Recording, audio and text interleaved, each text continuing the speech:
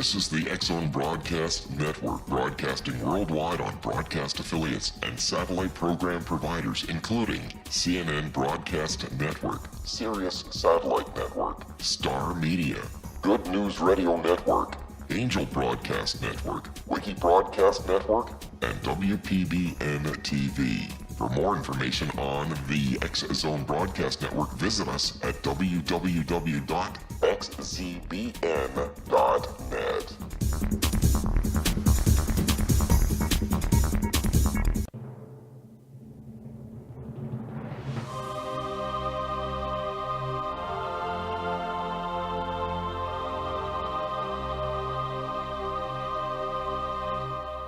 The Science of Magic with Gwilda Wiyaka is largely an opinion talk show. All opinions, comments, or statements of fact expressed by Gwilda Wiyaka's guests are strictly their own and are not to be construed as those of the Science of Magic or endorsed in any manner by Gwilda Wiyaka, Relmar McConnell Media Company, its affiliated networks, stations, or employees.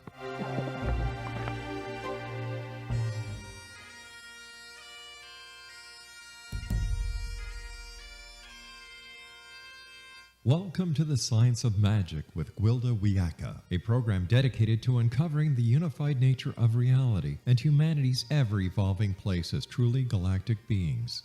For more information on the Science of Magic with Gwilda Wiyaka, visit us online at www.thescienceofmagic.net.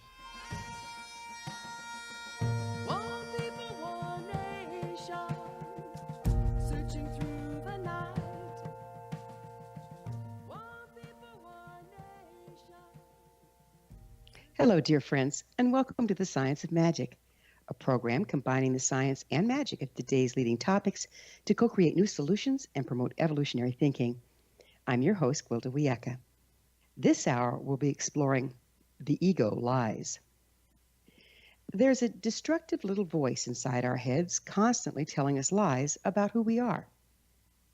In and of itself, that's disturbing enough. Considering that we believe what it says and become what we believe, there is real cause for concern.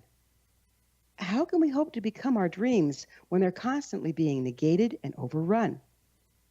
Who is this voice telling us we're too fat, not rich enough, unattractive, or generally unacceptable the way we are? Where does the negative messaging come from? What impact does it really have on our lives? How can we free ourselves to become our potential rather than a reflection of our own inner critic? Our guest this hour, Clayton John Ainger, a 6-time award-winning author of The Ego's Code, may have some light to shed on these very important questions. During a meditation at Stonehenge, Clayton received clear and detailed guidance about why we experience negativity, the true purpose of ego, and how to be free of it. He found that there's a pattern to our negativity, which he calls the ego's code.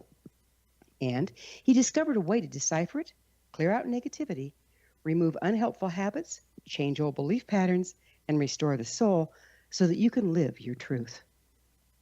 He's a consultant and speaker working with the UK and internationally, where he helps senior leaders and executive teams transform performance and achieve sustainable growth by unleashing passion, nurturing natural talent, and bringing vitality into the workforce.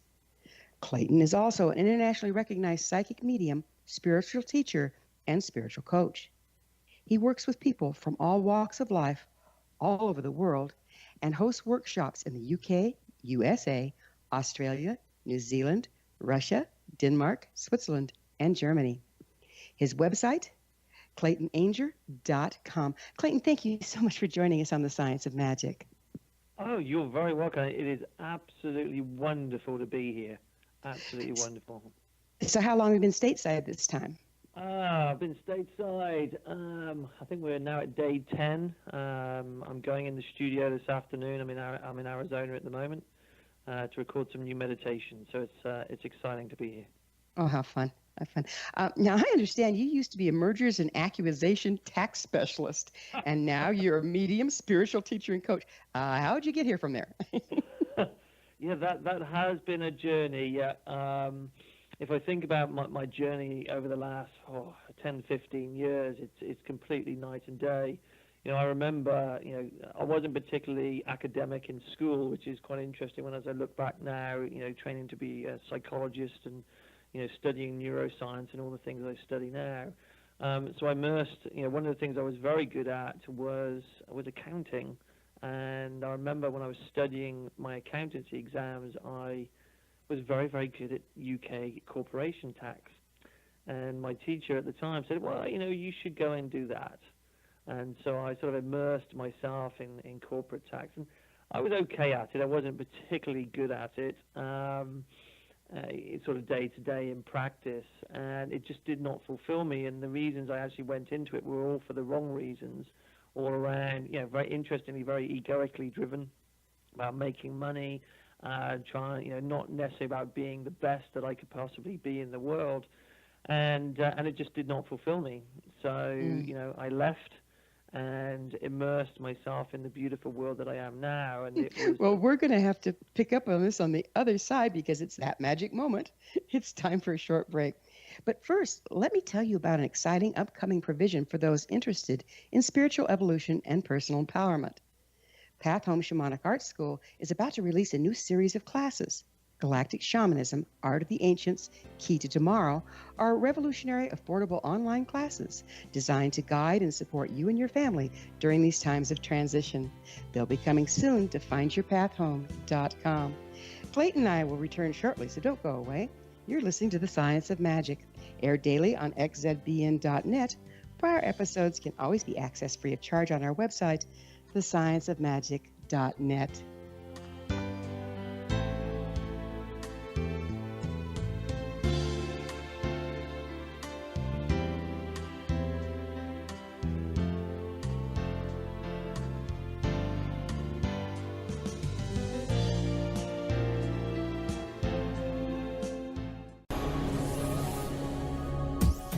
This is the X-Zone Broadcast Network, broadcasting worldwide on broadcast affiliates and satellite program providers, including CNN Broadcast Network, Sirius Satellite Network, Star Media, Good News Radio Network, Angel Broadcast Network, Wiki Broadcast Network, and WPBN TV. For more information on the X-Zone Broadcast Network, visit us at www.xzbn.net.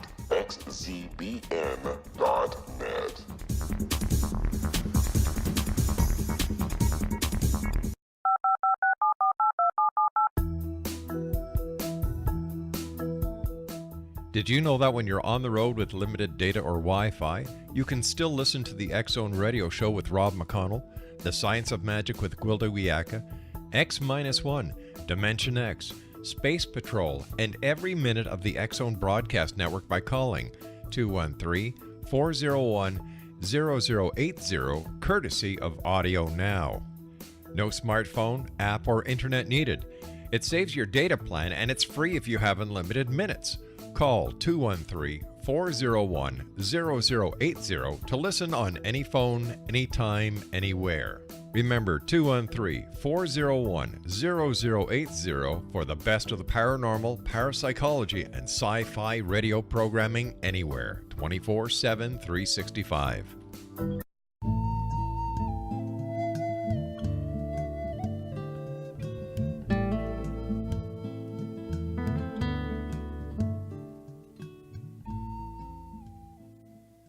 Welcome back. This is The Science of Magic, dedicated to unification and evolution of consciousness. I'm your host, Gwilda Wiyaka. Our guest this hour is Clayton John Ainger. He's the award-winning author of The Ego's Code. His website, ClaytonJohnAinger.com. Clayton, when did you first discover you were a medium? Well, I've always had the gift. I remember at the age of 7 being visited by spirit and being able to interact and engage with spirit, but didn't really understand it. And in fact, I was terrified of it. And I remember there was a little Norman boy that used to sit outside my bedroom door and watch over me. And even though I knew I had the gift, I was terrified. I actually shut it down at the age of 7. And then there was a trigger of a significant event that took place in my life when I met my beautiful wife, Lindsay, and everything then reignited. And it was fascinating at the time because I left Deloitte's You know, I left Mm-hmm. the marriage that I was in at the time. I piled on so much weight. I was nearly 200 plus pounds, Ooh. and it was just an incredible time. I piled on loads of debt as well, and there was all these things that were happening. And then it was about 12, 18 months after that, I met my beautiful wife, Lindsay, and I had been reading privately for friends, and she was like the catalyst that said, no, you know, this is a real gift. You need to take this out into the world. And so she's been a real support and real advocate, and my number one raving fan, and it's Well, helped that's me what to wives are go for, out right? into the world. Yeah, absolutely.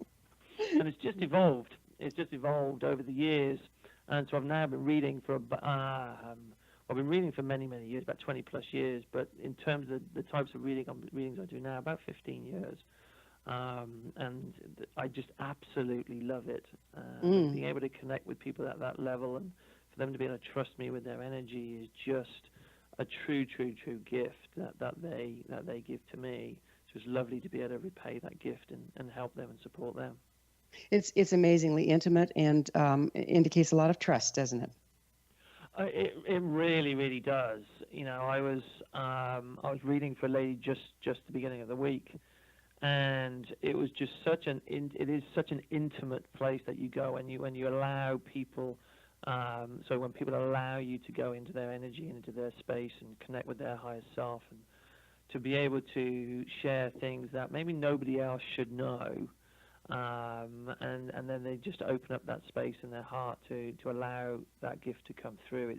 I'm always grateful, and I'm always in awe when people do that, and then they allow me to do that. So it sounds like you're not just doing mediumship. It sounds like you're also doing personal readings. Is that correct? Yeah, those two sort of cross over. I do. There's so much that I'm now doing. You know, it all initially started off with the readings. And then it was interesting. My wife was in the U.S. We're going back about 10 years now. My wife was in the U.S. and she really wanted to go to Stonehenge. And I woke up one morning. I thought, you know, and it was literally a poke from my guide. You've got to go to Stonehenge, and that's where the catalyst unfolded. And from that journey at Stonehenge, the book was born. The Ego's Code, and people read the book and said you need to do events around it, so that's happening. And then people said, well, we'd love to get you on stage from now speaking at various places around the world. In fact, I'm doing a couple of events in one in Canada, one in New York later in the year. And I'm just in awe of everything and all the magic and how it's unraveling as I become more and more aligned to my truth and my story, and helping other people to find theirs. It's amazing. You know, Clayton, I can't help but notice that some of your work seems very shamanic in nature. Do you have any shamanic training? Yeah, if I go back, I'll probably say the beginning of my journey. It was just before I met my wife, Lindsay. Because I'm very fortunate, I live about 45 minutes up the road from Glastonbury. Mm-hmm. And so I was able to immerse myself in some shamanic training with a great teacher called Kestrel in Glastonbury, and I worked with him for a couple of years. And What form does he use?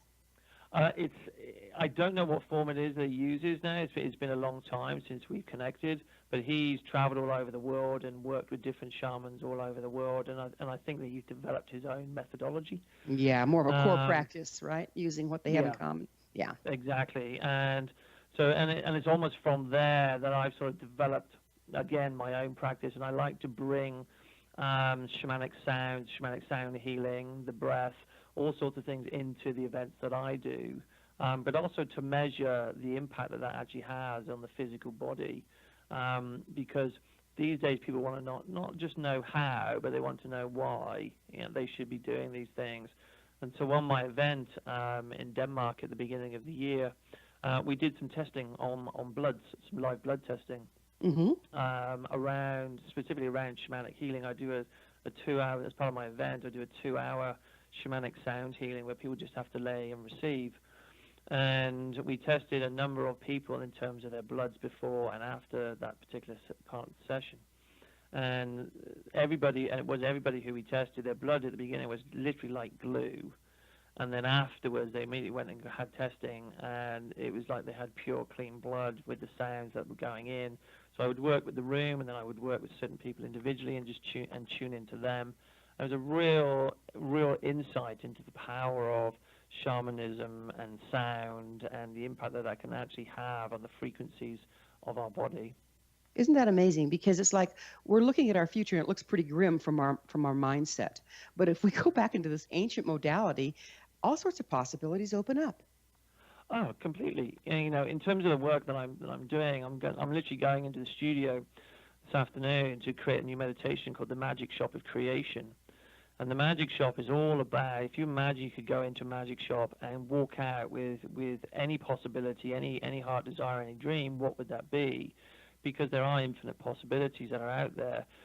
Just unfortunately, because of our stories and our life lessons and the traumas that we've had in the past, which is what my book is about, the negativity gets in the way and stops us, and we have these stories that are rattling around in our head saying, in the talk saying, I can't do this, I'm not good enough, I'm not worthy, but there is a purpose to all of that. And so I'm thrilled to be on your show to be able to share that. Yeah, it's amazing. Why don't you tell us a little bit more about what you found at your meditation at Stonehenge? Okay, so yeah, it was fascinating for me because if you go to Stonehenge now, there's like barriers all around it, and there's a path you have to follow around. Yeah, but when sad. I went, it was very fortunate that I was able to get closer to the stones. And I remember sitting there, it was throwing it down with rain, and I put my umbrella up, and I was literally huddled up in a ball on the floor, and literally just went into meditation, and I went very, very quickly. And the message that came through was just a few words of the ego teacher. And okay, what's that all about? And so I just wrote that down.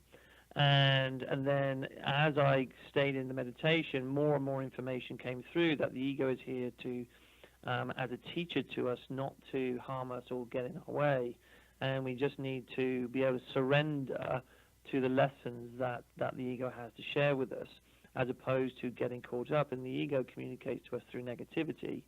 And so, and then it was really interesting. Very shortly after that journey to Stonehenge, a very good friend of mine called Paul Cobley passed away. And I remember sitting in the Chapel of Rest with Paul, and then all of a sudden his spirit came to me and said, what happens to the ego when we die? And, and when I asked this question on my events, I said to people, what happens to the soul? And people say, it transcends. And I said, well, okay, what happens to the ego? And they say, it dies. And actually the information that came from Paul was, no, actually it goes home. And then I thought, well, this is really interesting, what's happening. So I then went further into the work. And in a very, very powerful meditation, I was presented with the higher self. And what happens is this, is when we experience, there is a reason we experience negativity. And the challenge in society today and through many lifetimes that we have been conditioned to ignore it, to push it down, to sweep it under the carpet. And yet the challenges that are associated with it when we ignore it escalate to the point where it comes back to literally bite us in the backside, excuse my language. Yeah, you push it away, and what you resist persists, and it's still there, right? Exactly. Yeah. And so what happens is that each soul is on a journey. We've got 2 or 3 important things that we need to learn. So what happens is every time we experience a trauma in life, whether that be something really minor, like somebody screams in your face, or if you get killed or murdered in a lifetime, so this works from across lifetimes, it creates a tear in the soul, and part of our soul leaves and goes to a place in the consciousness where it feels safe.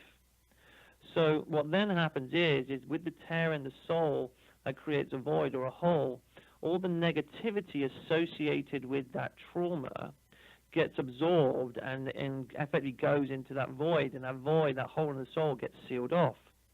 So now that's a track back to the original damage and to ultimate healing. Absolutely. So when we experience negativity, what happens is negativity is like an echo or whisper from our past. So every time we experience negativity, we are literally reliving the past in the here and the now. And it's a message from what I call the divine ego, saying there is something that's not quite right, or what you think it should be, or how you think it should be. And it's like a message from you to you. The challenge is we've been conditioned to ignore it. So linking this back into this deep meditation, this deep effectively journey that I had, the higher self presented itself to me at the point of incarnation. And what happens is the higher self at the point of incarnation splits into two. It creates the higher self, which actually represents, keep the numbers simple, 99% of us, and is omnipresent, is everywhere, and is our true self. The 1%, which is the 1% we give all the power to, is the ego. And so the ego and the higher self are actually one and the same thing. So what happens is that the ego gets programmed with all the negativity associated with the traumas, and all the lessons that we need to learn associated with the negativity and the trauma that's been effectively sealed off in the soul. And then the higher self holds the answers. So it's not one or the other. So the higher self communicates through the heart, and the ego self communicates through the mind. And so what happens is it's not the head ruling the heart or the heart ruling the head. They are a partnership. They work in tandem. And this is why we're called human beings. So the human element of us, this physical element of us, where we look at it in the mirror, it actually holds, contains the ego self, and then the higher self it communicates to the mind. And the higher self, which represents the being self, is the omnipresent energy and the being that flows through us, around us, and is always with us. And so when we have a problem or a challenge, what happens is we try to think our way to a solution. So we just try to use our mind, and we wonder why we can't find the answer, because the higher self that holds the answer. So we have to, it's a partnership. You've got to work together in tandem. We're going to have to pick up with this partnership on the other side of a short break here. And it is time for another short pause. Clayton and I will return to our discussion on the other side of this break, so don't go away. We're coming to you through the X-Zone Broadcast Network. Don't miss the other fine shows and hosts on xzbn.net. My personal favorite is the X-Zone Radio Show with Rob McConnell. You're listening to The Science of Magic, your resource for creative solutions in a changing world, thescienceofmagic.net.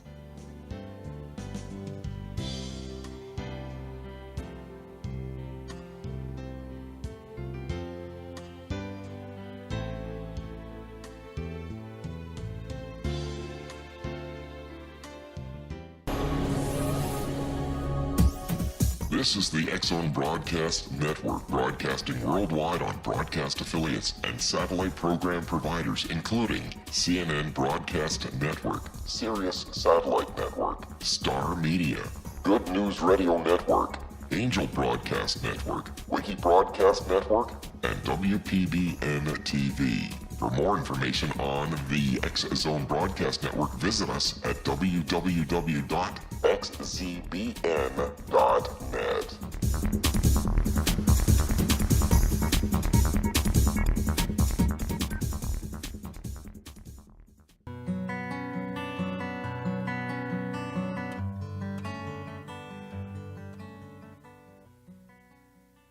Welcome back. This is The Science of Magic, a place where magic and science come together to promote enlightenment.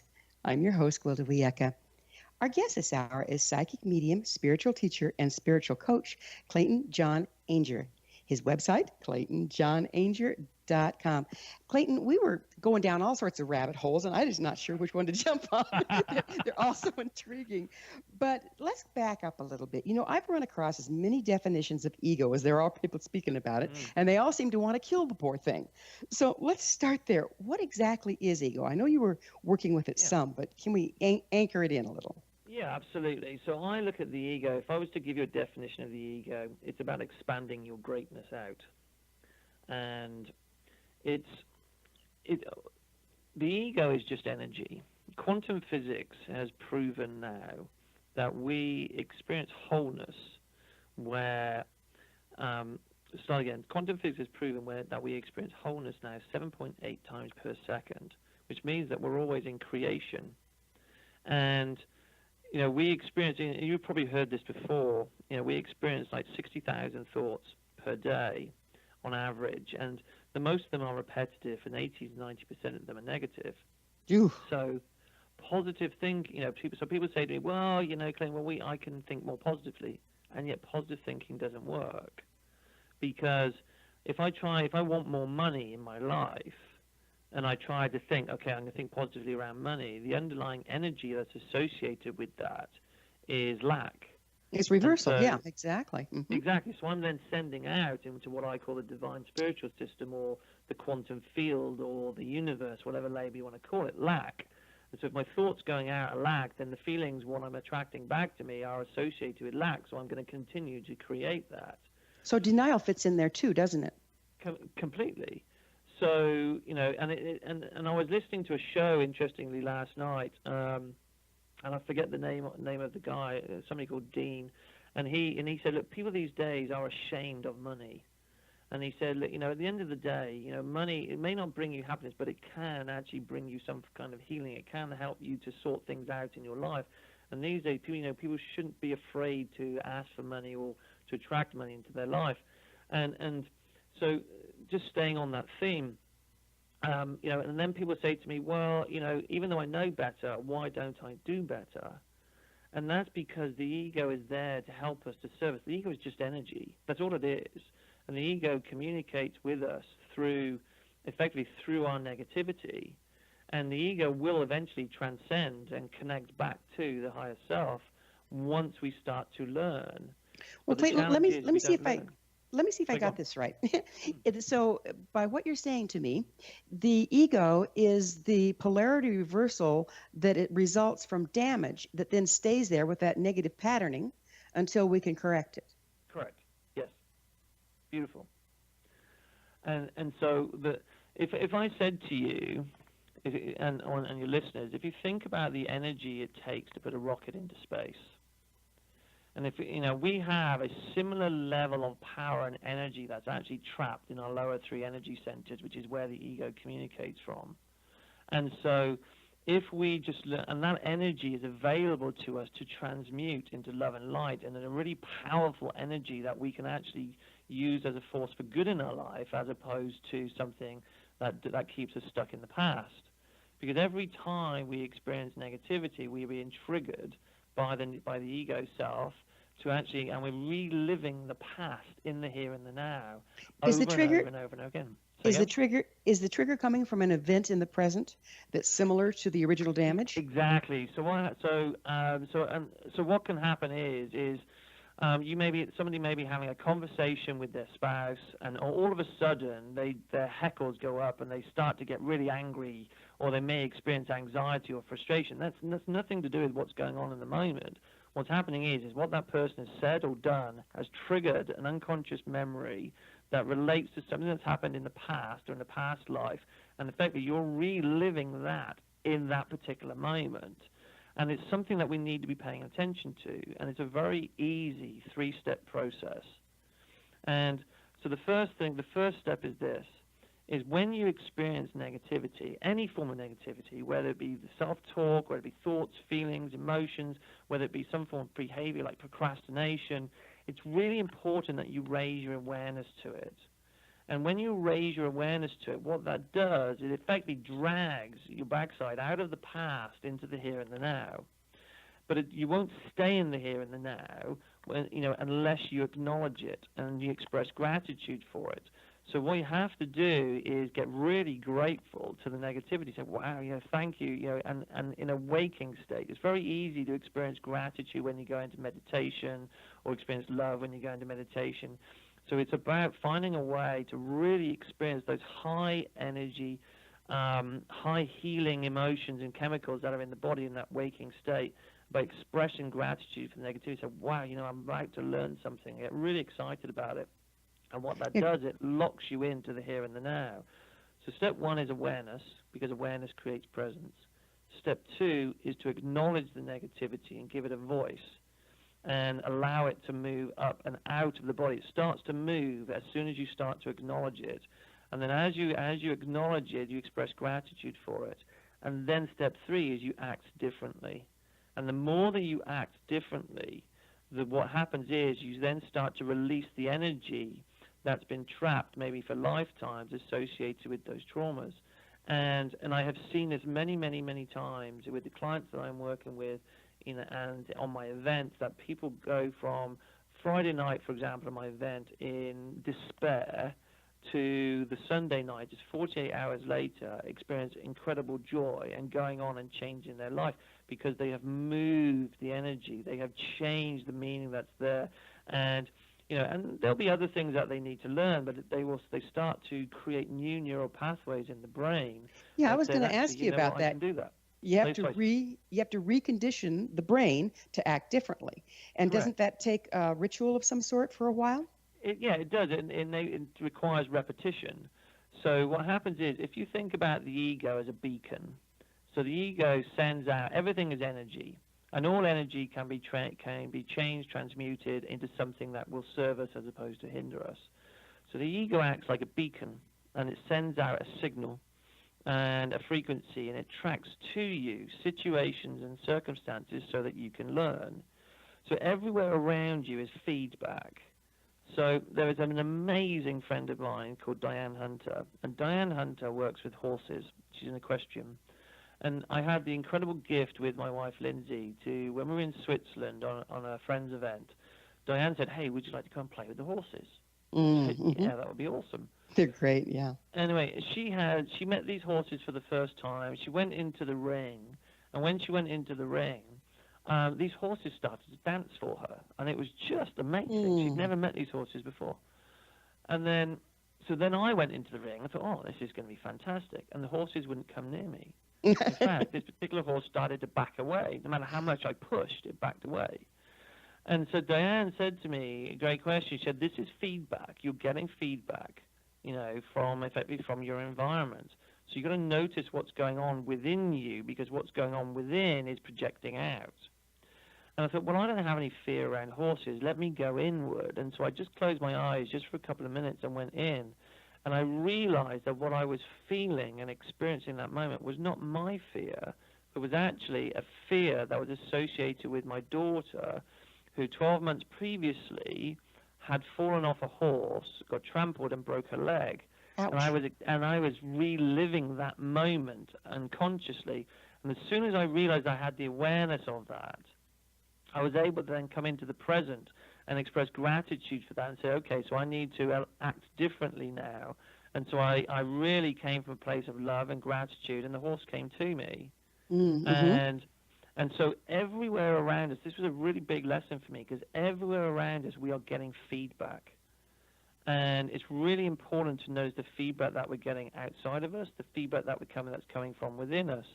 And then as we acknowledge that feedback and we act differently, the repetition that comes from that, you actually then start to unwire and rewire the brain. Hebbian theory says that neural pathways that wire together will fire together. It also goes on and says that neural pathways that no longer wire together will no longer fire together. And there's been a body of work that's come out in American scientists, actually, that says the more somebody acts for their highest good and makes decisions for them, the more it gives them confidence to make a new decision for them. And then eventually, they are changing the frequency that they're sending out into the universe, the quantum field, the divine spiritual system, whatever label you want to give it. And you then start to attract back to them, and you'll get feedback immediately. And it's not going to be... This feedback is like omenology then. If you're paying attention to the events of your life and realizing that it's all a reflection of the energy that you're putting out and what it's drawing in, you get a blueprint, don't you? Exactly. And you should get feedback immediately or within, I'm going to say, 24 hours at the most.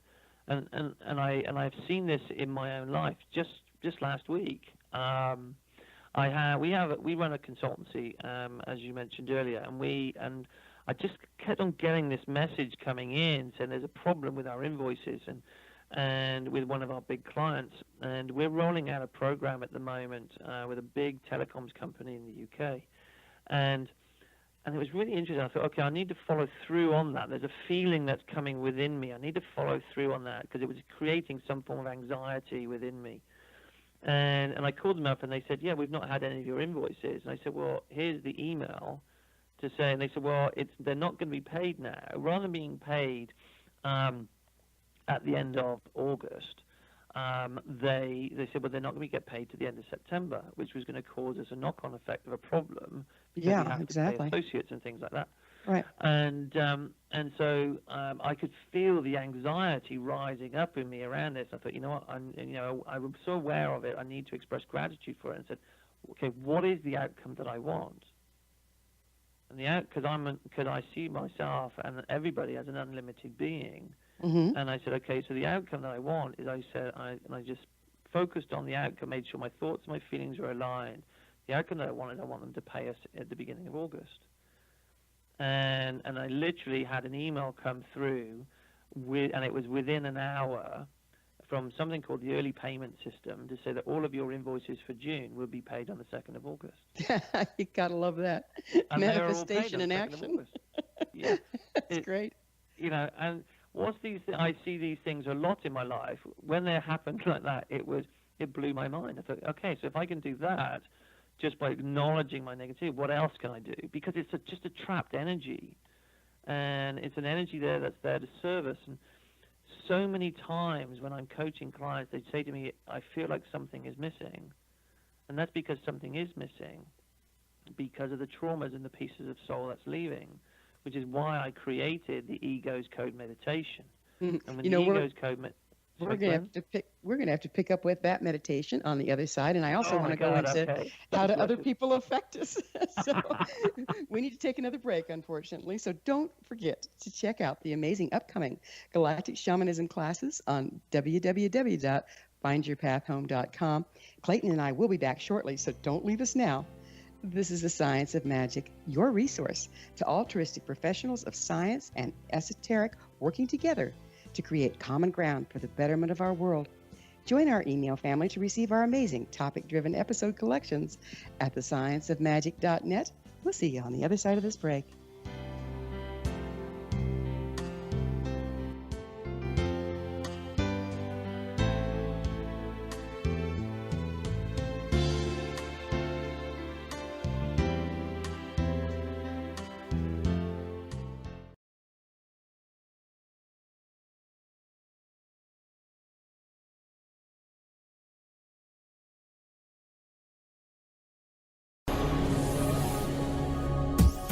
This is the X-Zone Broadcast Network, broadcasting worldwide on broadcast affiliates and satellite program providers, including CNN Broadcast Network, Sirius Satellite Network, Star Media, Good News Radio Network, Angel Broadcast Network, Wiki Broadcast Network, and WPBN TV. For more information on the X-Zone Broadcast Network, visit us at www.xzbn.net.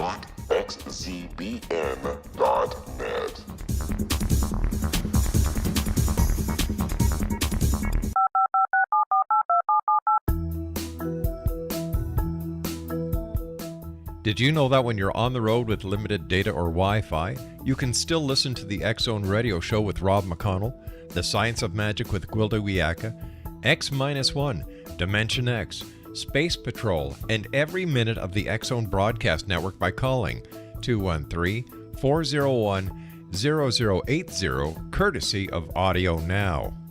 No smartphone, app, or internet needed. It saves your data plan, and it's free if you have unlimited minutes.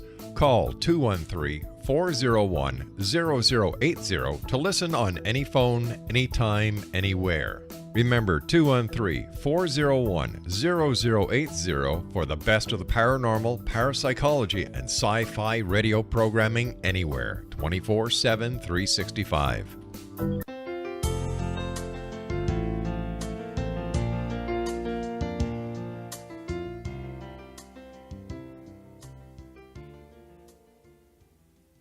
Welcome back. This is the Science of Magic, bringing together gifted people of service to the world. I'm your host, Gwilda Wiyaka. What's up in your world? Email me at info@thescienceofmagic.net and suggest a topic that's on your mind. You're probably not the only one that would enjoy listening to it. Our guest this hour is Clayton John Ainger, award-winning author of The Ego's Code. Clayton's website, go figure, ClaytonJohnAinger.com. Clayton, we've been talking about individual negativity. Yeah. However, we're all in the soup together, right? Absolutely.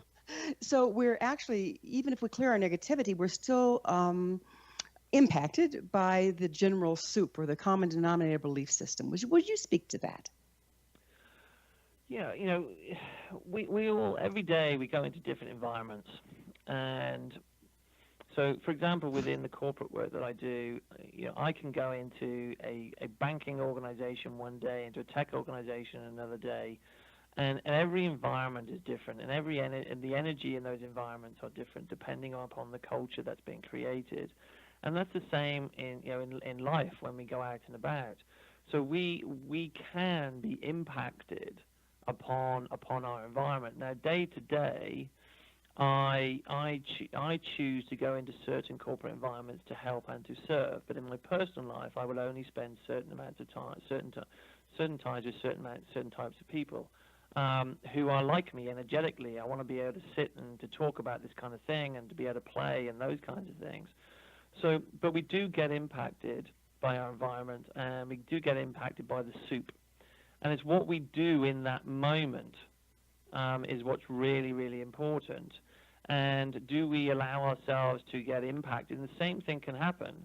So if you are driving down the highway and somebody cuts you up, or if your spouse in front of you, screaming and shouting at you, or you have a baby upstairs that's crying and you don't know what to do, it's really important for people who are listening to take care of themselves first, and to again raise their awareness to actually how they're feeling and give that a voice. Because in society today, we've been conditioned, and especially with men as well, to not express our thoughts, our feelings, and what's going on, and we keep them stuffed down inside. And sometimes my wife will say to me, is there a carnival inside? And I'll say, yes, there is a carnival inside. And she said, well, would you share that with us? Because sometimes I'm not as expressive as as sometimes I should be. But but when I get impacted by my environment or the people in the soup around me, I really pause for thought, and I say, okay, so what's going on for me right now? Is this something I can deal with right now? Maybe not. Okay, I'll make a note of it because I want to come back to it later so it doesn't happen again. Because we talked about earlier, about repetition, and what persists, what we resist will persist. So if I ignore it, it's going to come back, it's going to come back, and it's going to come back. And that's the feedback that we'll get from our environment. And we can be greater than our environment. We can choose in that moment whether we react to a situation or whether we respond. And they're very different types of energy. And within, I read the runes a lot for people, and within the runes there is a rune called Raido, R-A-I-D-O, and Raido is the rune of responsible right action. And it's really important for people in society to make decisions for their own highest good, because when they make decisions for their highest good, they are maintaining their own energy, their own vibration, they're taking the greatest care of themselves. And then the natural result of that is being where you need to be when you need to be doing what you need to be doing. Exactly. And if somebody doesn't like what you say, what you do, that's their stuff, and you can maintain your energy and invite them up to you. And if they want to move, that's great. And I often say to my daughter, you have your garden and your friend Natasha has her garden. So if you want to, you can invite her to come and play, but if she doesn't want to come and play, that's okay. Or if you don't want to go over there, that's okay. It's about knowing what's okay for you as an individual. Mm-hmm. And at the same time, sorry, one final thing. And at the same time, when we act for our own highest good, we are automatically acting for other people's highest good. Isn't that so true? Because we're all connected. Exactly. We're all connected. And if we're busy caretaking somebody outside of ourselves and we languish, we're no longer in the equation of the connection. Yeah. Yeah. One thing I want you to go into for me, if you wouldn't mind, just for our listeners, we're talking about that pause you take before you take right action. And when I stop and take that pause, my practice is one of I just totally become present and grounded in the moment in the earth. Yeah. Is it similar for you? And if so, would you give some people some instruction on how to do that? Yeah, completely. Absolutely. So the first thing is once I have the awareness that there's something going on, I do pause immediately after that and say, right, okay, and interestingly, and I do ground myself in, and I see literally my legs becoming like tree trunks, and my toes becoming like the roots of a tree, going down into Mother Earth and hooking me and grounding me into Mother Earth. And then what I actually then do is I bring up from Mother Earth the gratitude that's associated with that, with her taking care of me.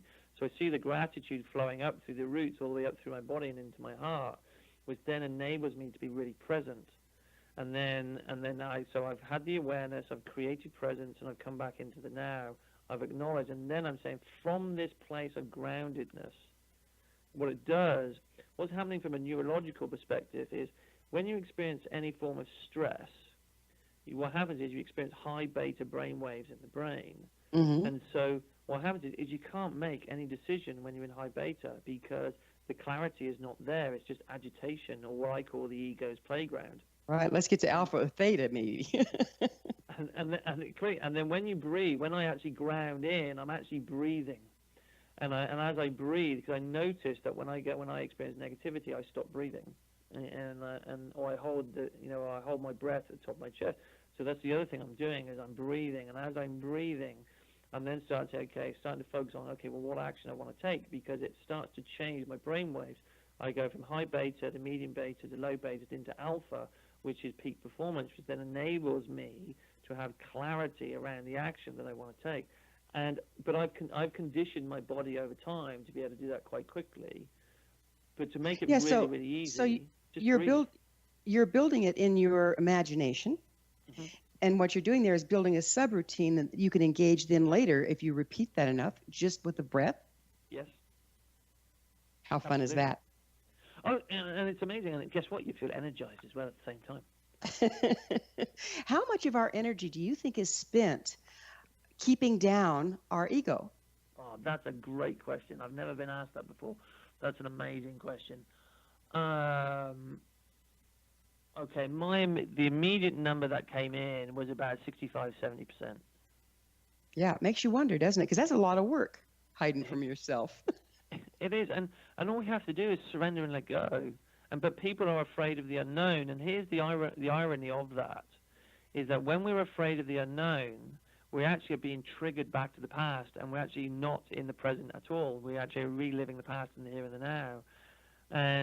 So you're nowhere near the unknown, in terms of what it is you want to bring into your life and the fear of moving forward and that kind of thing. You're just immersed in that sewerage of negativity going round and round and round, and we don't like living there. So there's got to be something that's better.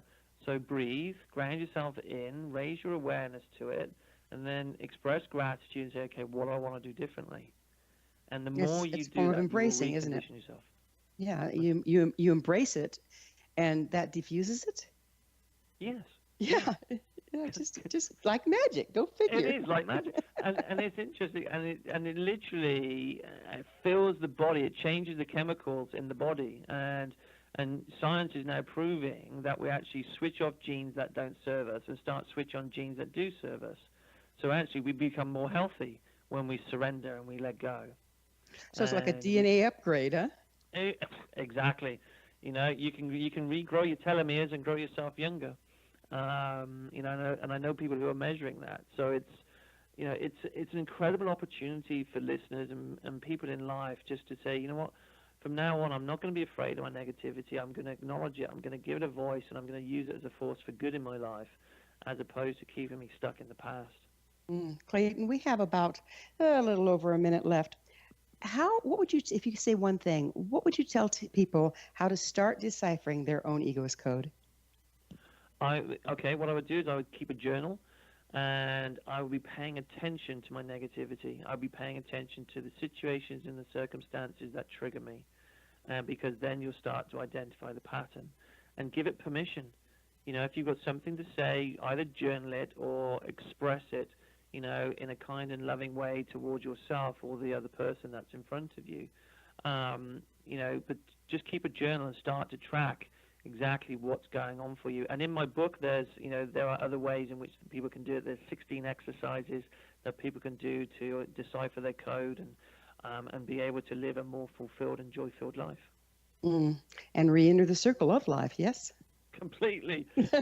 Life is meant to be here to be enjoyed and to play, and and when we love ourselves more, we'll love our life. It's kind of like making friends with your shadow, and it's not a shadow anymore. Oh yeah, my ego is a really good friend of mine. Kicks my butt every now and again, believe you me. Boy, don't I know that one. Well, I'm so glad we were able to get together while you were stateside. And unfortunately, I don't know where it's gone, but we're out of time.